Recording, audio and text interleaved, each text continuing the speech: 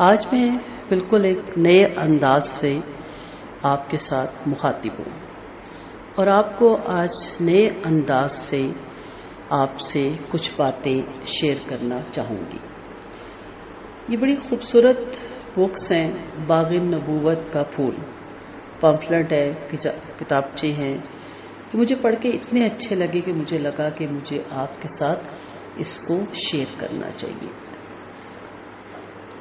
انسان کو اپنی زندگی پر مکمل اختیار ہوتا ہے، اسے کسی انداز میں اور کسی طرح سے گزارتا ہے، اس کا فیصلہ اس کے اپنے ہاتھ میں ہوتا ہے۔ عام طور پر ہماری پوری زندگی اپنے حقوق پانے کی جدوجہد میں گزر جاتی ہے۔ اپنا حق پانے کے لیے ہم ہر جتن کرتے ہیں، لیکن حقوق کی جنگ لڑتے لڑتے ہم یہ بھول جاتے ہیں کہ ہمارے کچھ فرائض بھی ہیں۔ اپنی ذات سے متعلق افراد کے فرائض اکثر ہماری نگاہوں سے اوجھل رہتے ہیں، لیکن ہماری اس کہانی باغ نبوت کا پھول کا کردار بہت عظیم اور بہت عالی مرتبہ نوجوان ہے۔ اسے اللہ تعالیٰ نے بہت خوبرو، حسین اور پروقار شخصیت کا مالک بنایا تھا۔ اس نے دوسروں کی ذات کے حوالے سے ہمیشہ فرائض ادا کرنے کو ترجیح دی۔ وہ پرہیزگاری، زہد اور تقوی کی بہترین مثال تھے۔ فصاحت اور بلاغت کی خوبی ان کی شخصیت کی پہچان تھی۔ وہ بڑے بردبار اور نرم مزاج تھے۔ اپنے اوپر ہونے والے ظلم اور زیادتی کو انہوں نے ہمیشہ تحمل سے برداشت کیا۔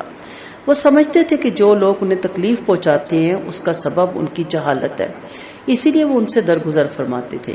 ان کے والد کی وفات کے بعد لوگوں نے انہیں خلافت کی ذمہ داری کا اہل جانا، کیونکہ ان کے نزدیک وہ بہترین اور صاف اور قابل تعریف اخلاق کے مالک تھے۔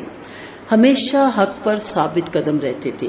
سخاوت اور بہادری آپ کی شان تھی، بردباری اور صبر آپ کی پہچان تھی۔ لوگوں نے آپ کی بیعت کی اور آپ تقریباً 7 ماہ خلافت کے عہدے پر فائز رہی۔ پھر اس عہدے پر تنازع اٹھ کھڑا ہوا، اس وجہ سے انہیں سخت ذہنی کوفت ہوئی۔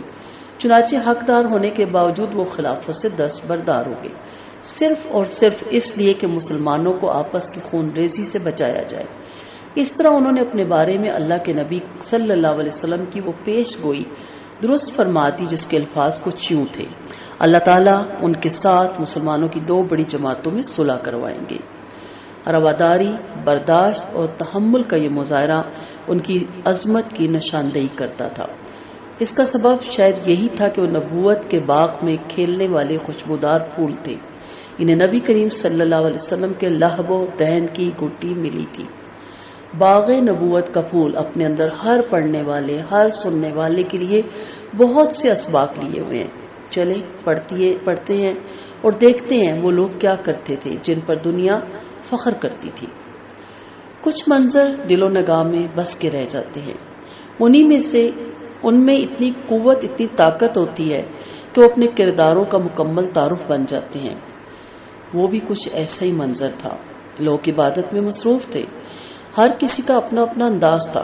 ایک انتہائی خوبصورت اور وجیہ نوجوان بہت خاموشی کے ساتھ اپنے رب کے حضور سر جھکائے عبادت میں مصروف تھے۔ اچانک اس خوبصورت نوجوان کا انہمک ٹوٹ گیا۔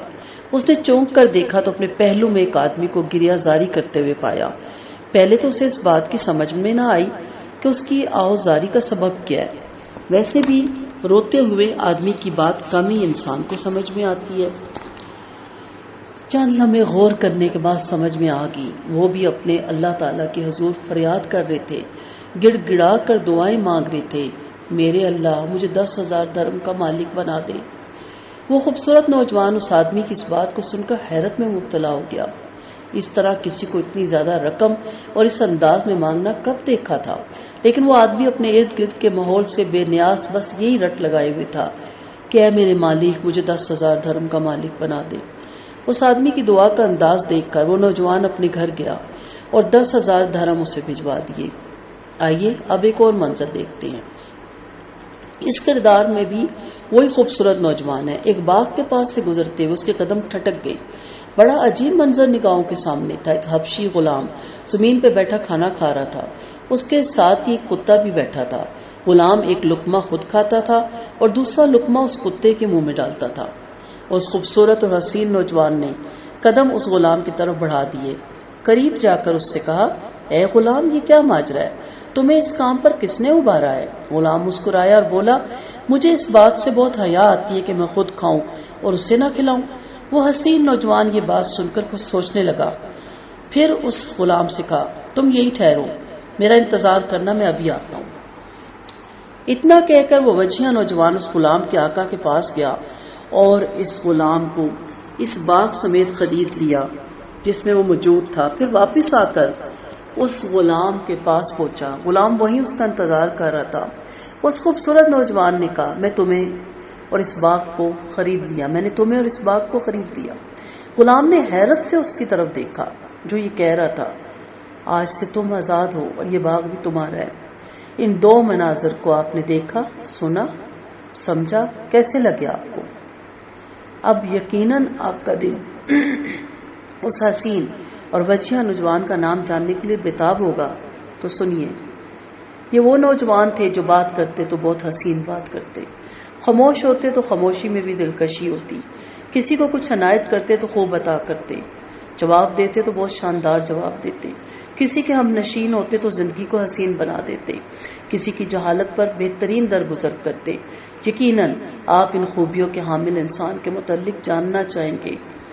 ان اوصاف کے مالک وہ ہیں جن کے نانا محمد صلی اللہ علیہ وسلم ہیں، جن کی والدہ تمام جنتی عورتوں کی سردار سید فاطمہ رضی اللہ عنہا ہیں، جن کے والد بہادری اور فصاحت اور بلاغت کے حامل سیدنا علی رضی اللہ عنہ ہیں۔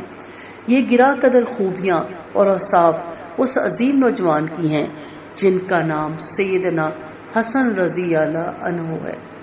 آپ کا نام حسن اور کنیت ابو محمد تھی۔ آپ کی یہ کنیت آپ کے نانا رسول صلی اللہ علیہ وسلم نے رکھی تھی، اگرچہ محمد نام کا کوئی بیٹا آپ کا نہ تھا۔ حسن آج ہم سب کے لیے بہت معروف رضی اللہ عنہ، جانا پہچانا اور شاید عام سا نام ہے، لیکن جب ان کا نام رکھا گیا تو اس دور میں ایسے نام رکھنے کا رواج نہیں تھا۔ سب کو عجیب لگا، لیکن اللہ تعالیٰ نے اس نام کو سب کے دلوں میں محبوب بنا دیا۔ سیدنا حسن رضی اللہ عنہ سیدنا علی رضی اللہ عنہ کے صاحبزادے تھے۔ سیدنا علی رضی اللہ عنہ آپ صلی اللہ علیہ وسلم پر بچوں میں سب سے زیادہ ایمان لائے تھے، سب سے پہلے ایمان لائے تھے سیدنا حضرت علی۔ آپ کو یہ اعزاز حاصل ہے کہ کبھی کسی بت کو سجدہ نہیں کیا۔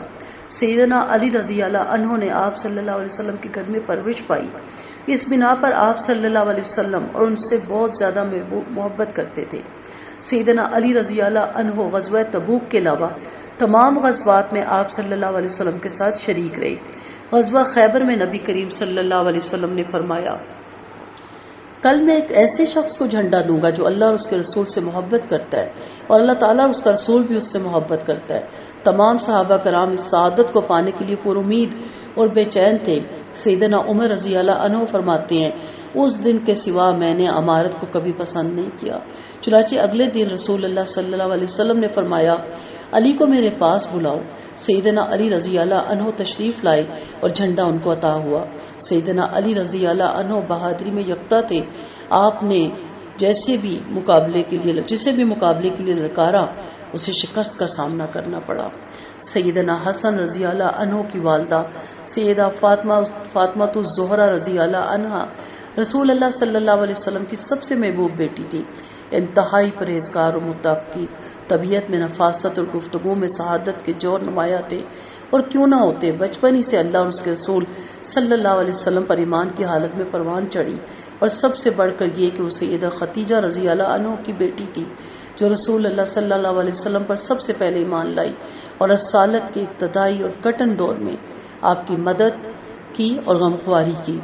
سیدہ فاطمہ رضی اللہ عنہا کے بارے میں اللہ کے رسول صلی اللہ علیہ وسلم کا فرمان ہے فاطمہ کائنات کی تمام جنتی عورتوں کی سردار ہے، اور آپ صلی اللہ علیہ وسلم نے یہ بھی فرمایا فاطمہ میری لخت جگر ہے، جو چیز اسے بے چین کر دے وہ مجھے پریشان کرتی ہے، اور جو اسے تکلیف دے وہ مجھے تکلیف دیتی ہے۔ انشاءاللہ یہ سلسلہ چلے گا، آگے کنٹینیو رہے گا، اس کے پارٹ آپ کو ملتے رہیں گے۔ اس میں سے ضرور پوائنٹس بنائیے گا کہ یہاں تک اب تک آپ نے کیا سیکھا، آپ نے کیا سمجھا، آپ کو کیا اچھا لگا کہ کیا آپ صرف اپنے حقوق کے لیے لڑیں گے یا فرائض ادا کریں گے، یا فرائض سے بھی بڑھ کے آپ نوافل کی طرف توجہ دیں گے؟ وآخر دعوانا ان الحمد للہ رب العالمین۔